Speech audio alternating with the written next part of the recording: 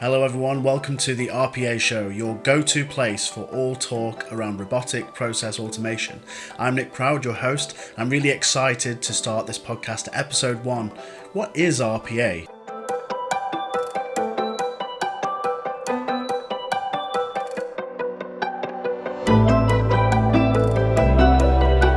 People who are interested in automation, in software automation, there's a lot of different terms that are thrown around in the industry. So I think it's really important to talk about what RPA is, what kinds of ways are there to implement RPA, the different kinds of processes which can be automated, and then some examples of the different vendors you could choose from, or maybe some more open source alternatives. So a little bit of background on me. I'm a full stack software developer working with .NET, JavaScript and lots of other technologies, but I specialize in RPA being robotic process automation. And that's the idea that we take manual processes that are ordinarily carried out by humans on a day-to-day basis and that are quite repeatable, and we get what's called a bot to do that process for us in an automated fashion. So I want to talk a little bit more about what RPA is and how you can benefit from it. The question, what is RPA? So as we have kind of discussed, RPA stands for Robotic Process Automation. And this is the idea that we take, as I said, a process which is has a series of steps. So step 1, open a document. Step 2, read the document. Step 3, make a decision and take further action. And then we carry on from there with some more steps. So that's an example of a process which a human may carry out. And we essentially write a program or we use a piece of software which makes the program for us, and that program runs that process automatically. And the benefits of this are, they're fairly obvious in terms of a business perspective. Obviously, there are some costs that are saved, but also we get to be a little bit more efficient about the way we carry out processes. And in a lot of situations, we kind of free up humans who would ordinarily be doing quite mundane tasks, and we get them to use their brain power a little bit more. We get them to use their brains to make the more complex decisions that will be harder to program in a piece of software. So the term bot, what is a bot? Well, a bot is simply a piece of software that is programmed to carry out a specific process, and it's triggered at certain times either manually or automatically in what we call an attended or unattended automation. So a bot very often carries around the image of a robot or some kind of sentient, some kind of Skynet-like entity that seems to know everything about the world and how to take over the earth. It's really not that kind of AI we're talking about on this podcast. It's more about a kind of procedural program which understands how to carry out a certain set of actions. So one example would be that you use a big vendor like UiPath, and we'll go into vendors in more detail later on. And they provide a piece of software called a studio, and that studio allows you to drag and drop different commands, those commands being things like open a text file or write into a text file. A command might be that you pull some emails in, and it also may have some logical decisions as well that can be made based on conditions. So you may have something called an if block or an if statement that will say if a particular condition is true, then take certain actions. And so you drag all these commands into a linear sort of list of things to be done, and then you click play and away it goes. Not always as simple as that, but that's the sort of basic idea. So you use one of these vendors or you use a similar software program to build this list of commands, and once all these commands are put together, this is essentially what we call the bot, and this bot is responsible for facilitating whatever process it is you want to carry out. So hopefully in a nutshell that kind of explains what robotic process automation is.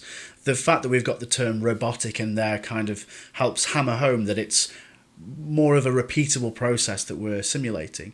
Although we can make different decisions and we can get the bot to branch out on different logical paths. As long as we know the potential decisions that could be made, the different conditions that could happen in a business process, then we can build that into the bot. So how is RPA implemented? So we've touched on this a little bit already. We've talked about using a vendor like UiPath, or maybe writing our own bots with code in scripts like Python, or even using an open source alternative. But fundamentally, from a very general level, how is RPA implemented? How do we deploy these bots? Well, there are many different options that we can have depending on the use case. So in most situations, what I tend to do as an RPA practitioner is I tend to deploy some kind of virtual machine to install the bot onto, and I kind of class that as the bot itself. So if we take an example of a Windows environment, we can very easily create a virtual machine that is essentially a Windows PC, and then we take that PC and we install our bot onto it. So the program's on there, the bot is installed on Windows, ready to go. So that's how we deploy the bot, and it has to be obviously scheduled to run at a certain time.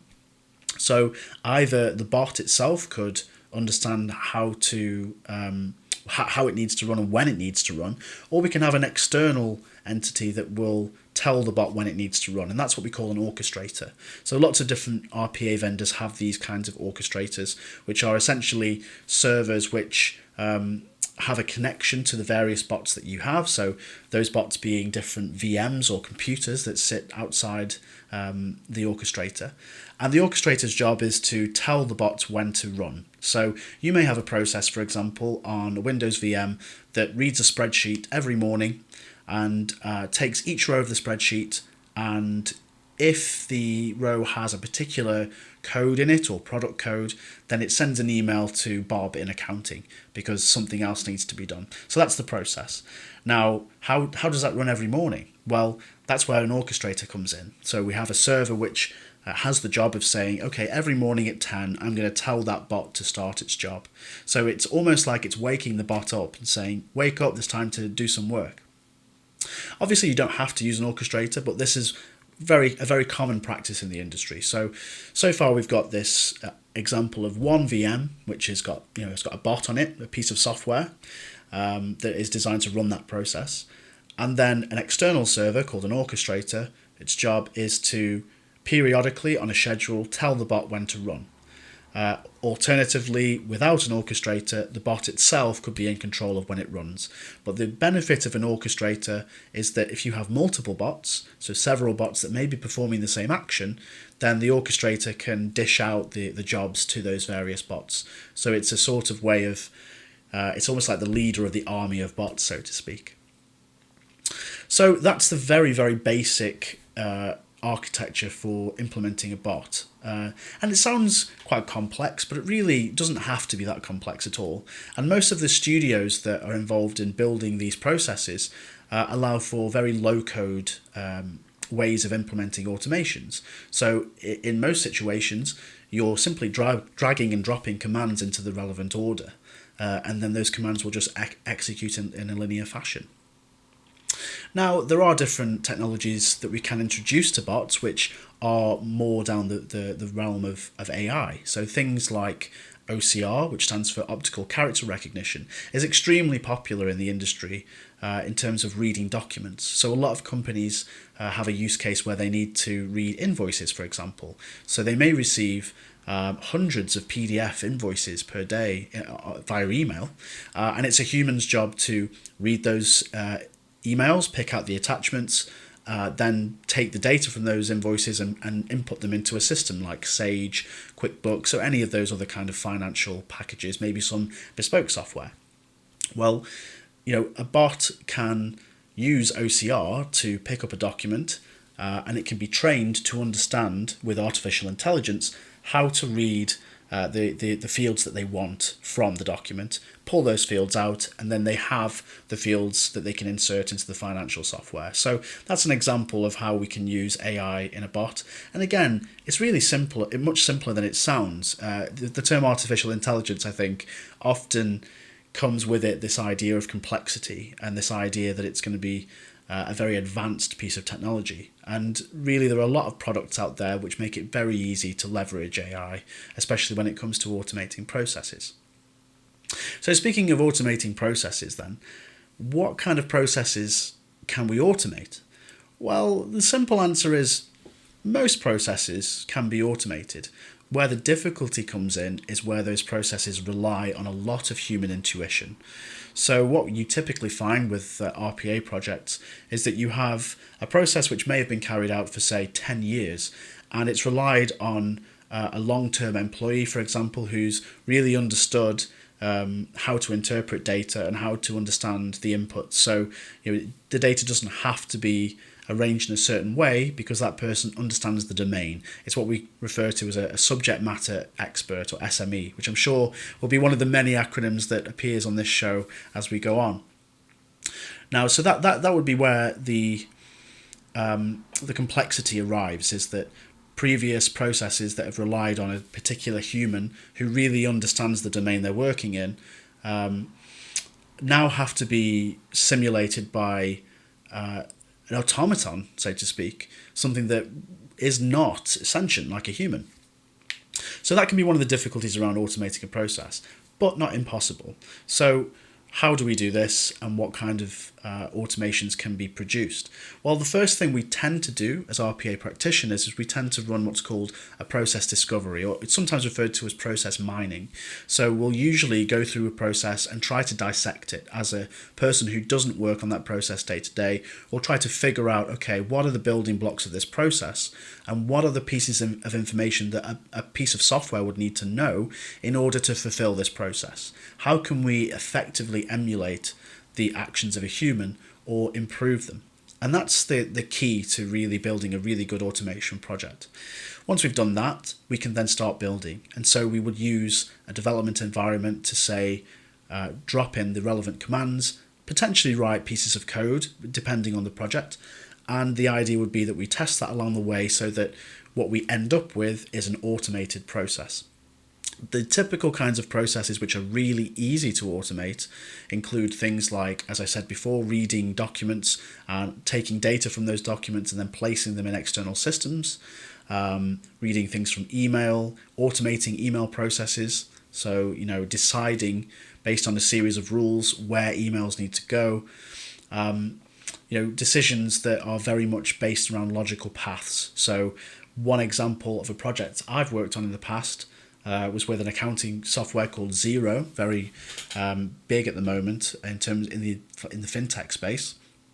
And the automation that I built was a bot which would periodically reach into Xero. It would on a schedule, it would look in Xero and say, do I have any new invoices? And for any of those invoices, is the value over a certain amount? So it could be $10,000 or something like that. And if it is, send an email to a particular person in the finance department because we've got a high value sale and we want to know about that. So the benefits of that were that they obviously didn't have to keep checking Xero to find out if they'd sold something or if they'd had an invoice come in over a certain amount, and they were automatically notified. In terms of the technical way that we implemented that, it was as simple as saying, well, the bot reaches into an API, so it calls Xero's endpoints and says, give me the invoices for today. The bot then iterates through those invoices and looks at the total and says, are any of these totals above 10,000? If they are, send an email. A very simple process and very easy to automate. And you can see the benefit being that otherwise, if that wasn't in place, there would be the need for someone to every day log in, scan through the invoices, and then check to see if there was something above that value. And also, humans make mistakes, so it's less likely that a piece of software would miss a value, for example. So that's an example of a very easy, repeatable process. And the list goes on, really. The other difficulty, I guess, sometimes is how do you stop a process halfway through and get a human to intervene? Because there's always going to be a situation where the bot can't make a decision. There may be a very strange edge case where we have to say, okay, let's bring in somebody to make a decision on this. And that's very possible. It's a little bit more complex, but it's possible to post a notification into some other system to say, this is the bot saying that I've run a process up to a certain point and I need some human intervention. And there are solutions out there for that I'll talk about in other episodes. So you can see that it's quite possible to automate most processes. But what it comes down to is complexity. How complex is the process, and how much does the process rely on human intuition? Because the more human intuition you have, the harder it will be to build an automated process. So before we wrap up today, I want to talk about the different vendors that are out there for robotic process automation. And you really are spoilt for choice. RPA is still an emerging market, but it's growing very, very quickly. I suppose one of the biggest vendors for RPA, probably my go-to if I'm not using an open source alternative, is UiPath. UiPath is a market leader in RPA. They provide a studio where you can develop your own automations. They provide an orchestrator that will schedule all those automations. They also provide lots of different software tools around discovering processes, and they update the software very often. They're quite they're very well known and mainstream in the industry. So the downside of UiPath though is that the licensing can be quite expensive. So you obviously have to purchase licenses based on how many bots you have. The more volume of things you want to process in an automation, the more bots you need. And they've kind of got you in that sense. You know, if you need more bots because you need to process more quickly, you're going to have to throw more money at it. So there's that element to it. There are similar vendors though. There's Automation Anywhere. I believe they're an Indian company, and they have a more web-based studio, I think. I'm less experienced in Automation Anywhere. But it's a very similar proposition. All of these RPA vendors have the very similar commands, especially around speaking to databases, reaching into emails, speaking to external systems, automating UI, which is a big part of RPA, simulating the mouse clicks and keystrokes of a human. That's a really big selling point for automation. Other commercial vendors, Blue Prism is a really big automation vendor, usually catered towards large enterprises, and you tend to find as well that the vendors that cater for enterprises tend to be more complicated. So Blue Prism can be quite a complicated piece of software, and they do have some pretty big support packages as well that you can benefit from. Now, there's some really good open source alternatives, which are obviously free. One of those being OpenBots. OpenBots is quite a new system, but it essentially provides a very similar offering to vendors like UiPath. It has a studio where you can drag and drop commands. You can write your own code in there if you want to, and it also has an orchestration system as well.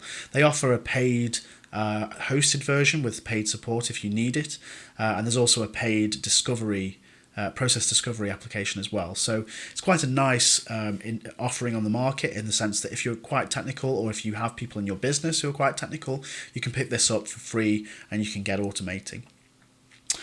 There's also OpenRPA, which is very similar, although I find it to be a little bit more lacking in terms of the features. It has an orchestrator, but it's not very intuitive. I'll probably do a review of OpenRPA at some point. But it's, in terms of the interface, it's very similar to UiPath. So it's, if you've used UiPath or something similar, or if the people that you want to pass this work on to within your organization have used UiPath, then it's probably more intuitive to them. So other vendors as well, Microsoft do their own RPA suite, although this is not an open source offering. It's more lumped into the Office 365 ecosystem. So if you're already benefiting from Office 365, you may look at Microsoft Power Automate. So those are just a few of the many vendors that you could use for RPA. Obviously, all of those depend on your capabilities within your organization. So do you have a team? Do you have people who are technical, who are able to take a process and then translate that into an automation? And if you don't, then there are other providers as well that provide that as a professional service. And again, I'll probably do some more episodes on acquiring those kinds of professional services. But what I really wanted to do with this episode really was just to have a very basic, high-level conversation around RPA, about robotic process automation, and how you might interpret it, how you might understand how it could fit into your business. But I think the key takeaways for this are, if you have a repeatable process, something that happens on a daily basis, that is quite integral to the operation of a business, or any enterprise really, then it's ripe for automation.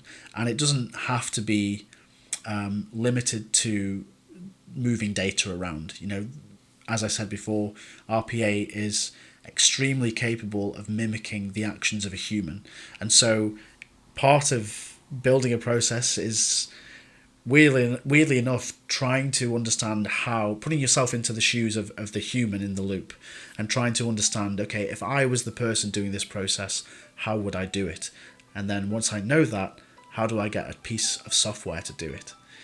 I hope this has been really insightful. And of course, if you've got any questions about RPA and about how you may want to get started, then I've put all my contact details in the show notes below. And I look forward to seeing you again here on the RPA show.